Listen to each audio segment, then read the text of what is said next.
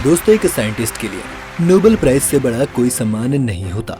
Einstein से लेकर CV Raman तक दुनिया में साइंस की फील्ड में जितने बड़े नाम हुए हैं, सभी को इस सम्मान से नवाजा गया है। ऐसे में स्वाभाविक था कि एस्ट्रोनॉमी को हमेशा हमेशा के लिए बदल देने वाली जॉसलिन बेल बर्नल को ये नोबेल प्राइज मिलना ही था। 1974 में उनकी डिस्कवरी को नोबेल प्राइज मिला भी,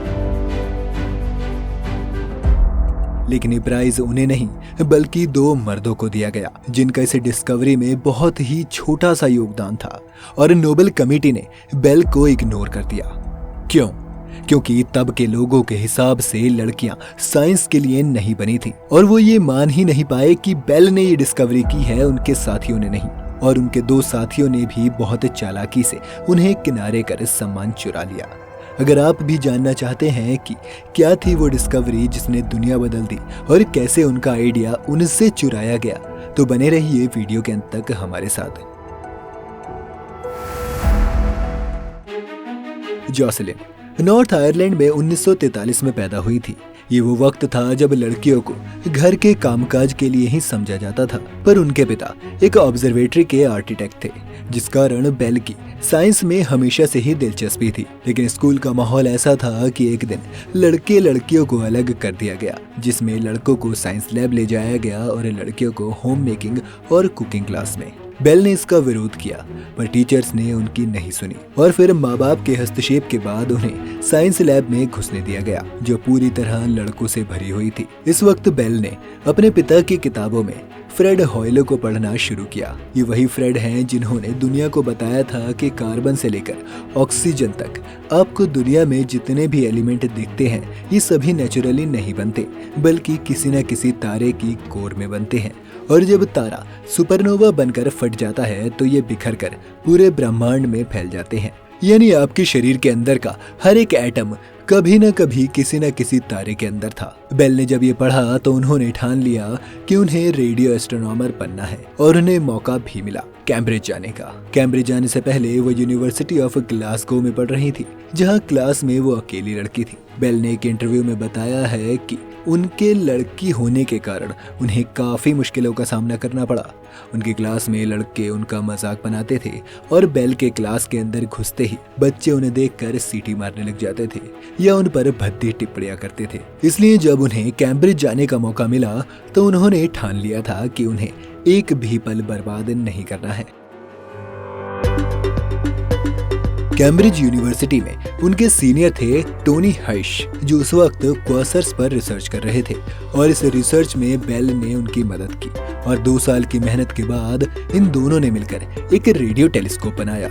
रेडियो टेलीस्कोप आम टेलीस्कोप से अलग होता है। इसमें आपको कुछ दिखता नहीं, बस ये सिग्नल्स कैच करता है जो एक पेपर पर प्रिंट हो जाते हैं, जिन्हें देखकर आपको सब समझना होता है। इस पूरे टेलीस्कोप को चलाने की जिम्मेदारी बेल की थी, और वो रोज 100 फुट के कागज पर प्रिंट किए हुए सिग्नल्स को देखती थी।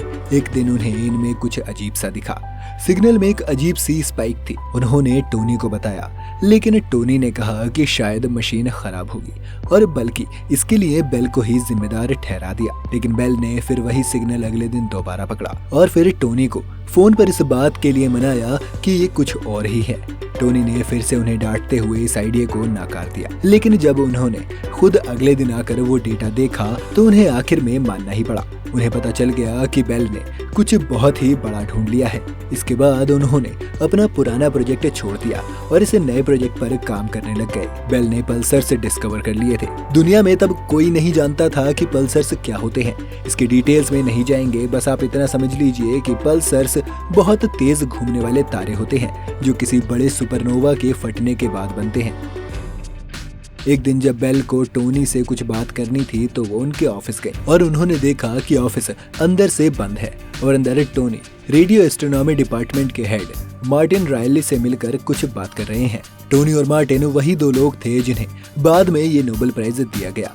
बेल को उन्होंने यहीं से किनारे करना शुरू कर दिया, लेकिन बेल को उस वक्त इसका कोई अंदेशा नहीं था। जब टोनी और मार्टिन बेल को प्रोजेक्ट से हटाने की सोच रहे थे, तब बेल प्रोजेक्ट पर और ज्यादा मेहनत कर रही थी।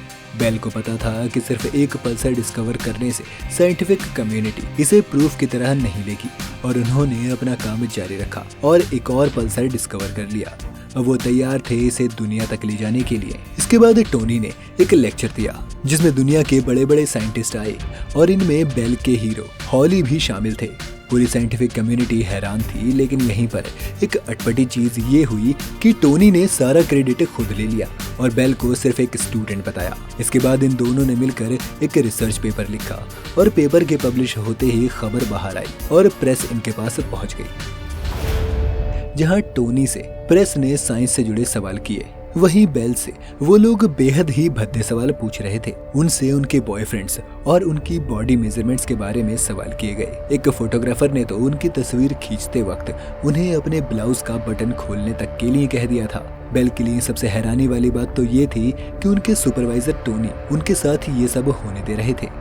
इतना सब होने के बाद बेल ने कैम्ब्रिज छोड़ दिया और शादी करके वो बाकी जगह फिजिक्स पढ़ाने लगी और एस्ट्रोनॉमी के फील्ड में ही बाकी कामों में लग गई। फिर अचानक 1974 में नोबेल प्राइज की घोषणा होती है। उनका एक कोवर्कर दौड़ते हुए उनके पास आता है और उन्हें बताता है कि उनकी रिसर्च को नोबेल प्राइज मिलने जा रहा है। लेकिन बेल को सदमा तब लगा जब उनकी रिसर्च के लिए टोनी और मार्टिन को नोबेल प्राइज दिया जाता है और ये दोनों ही लोग बहुत ही बेशर्मी से इस सम्मान को लेने वहां पहुंच जाते हैं और एक बार भी बेल का जिक्र नहीं करते। इस बात पर उस वक्त हॉयले को भी गुस्सा आया और वो बेल के समर्थन में बोले, लेकिन उस वक्त के लोग बेल को एक्सेप्ट करने के लिए तैयार नहीं थे। बेल, जिन्होंने बचपन से ही औरतों के साथ हो रहा भेदभाव देखा था, वो अभी भी वही झेल रही थी। समाज ने कोई तरक्की नहीं की थी। इसके बाद भी जब टोनी से इस बारे में सवाल किए गए तो उनकी बेशर्मी उनके इंटरव्यूज में देखी जा सकती है। उन्होंने बेल को महज एक कर्मचारी कहा और बोला कि सारा प्लान उनका था, सभी इक्विपमेंट्स उनके थे, तो वो क्यों कहें कि डिस्कवरी बेल की थी। टोनी की ये बात मान भी लें तो ये कभी नहीं समझ आया कि उनके साथ बेल की जगह मार्टिन को नोबेल क्यों दिया गया। क्या सिर्फ इस कारण से कि वो बस रेडियो एस्ट्रोनॉमी ग्रुप के हेड थे? बेल को खुशी थी तो सिर्फ इस बात की कि उनकी रिसर्च को लोगों ने इतना जरूरी समझा कि उन्हें नोबेल दे दिया जाए। वो इसके बाद भी एस्ट्रोनॉमी की फील्ड में निरंतर काम करती रही और 2018 में बेल को एक फोन आया।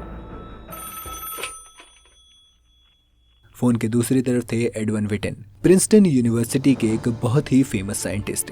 ये वही यूनिवर्सिटी थी जहां आइंस्टाइन पढ़ाते थे। एडवर्ड ने उन्हें बताया कि पल्सर्स की डिस्कवरी के लिए ब्रेक थ्रू प्राइज दिया जा रहा है। बेल की आंखों में आंसू थे। पहली बार किसी ने ये माना था कि ये बेल की मेहनत थी। बाद में बेल ने इस अवार्ड से मिले $3 मिलियन या कहें 22 करोड़ 28 लाख रुपए अल्पसंख्यकों और महिलाओं की रिसर्च को फंड करने के लिए दान कर दिए।